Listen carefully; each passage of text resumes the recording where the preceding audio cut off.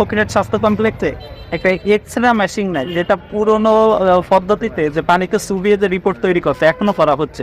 এই বিষয়ে কি পদক্ষেপ গ্রহণ করবেন? এবং ক্লিনিক্যালরা প্রতি মাসে আমাদের একটা জরিপে আসছে যে প্রতি মাসে যে পরিমাণ রুগী আসে তাতে মনে হয় যে 50 লক্ষ টাকার মতন ক্লিনিক্যালরা শুধুমাত্র এক্সরে খাত থেকে ব্যবসা করতেছে। এই বিষয়ে আপনার কি পরিকল্পনা আছে? এটা তো আসলে আমাদের দেশের শতকরার যে হার সেই অনুযায়ী চিকিৎসার সুবিধা খুবই সীমিত। এটা জাতীয় সমস্যা।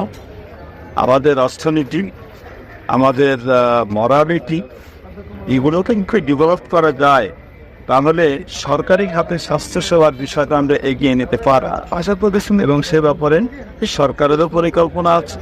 আর আমরা সরকারকে সহযোগিতা করার জন্য পূর্ণভাবে প্রস্তুতি আছি, আমরা সহযোগিতা করব। তবে এটা একদিনে সম্ভব নয়, ধাপে ধাপে একটা একটা করে এগোবে। তবে এক্সরেটা চিকিৎসা সরঞ্জাম অন্যতম মানে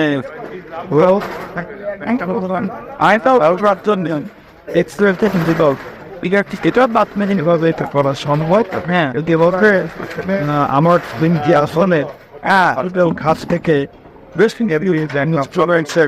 চাহিদা আসছে, সেগুলো আমি নিয়েছি। আমি ইনশাআল্লাহ দাপ্তরিকভাবে সফর করে এগুলো ক্রাইসিস নিবারণ করার চেষ্টা করছি। ধন্যবাদ।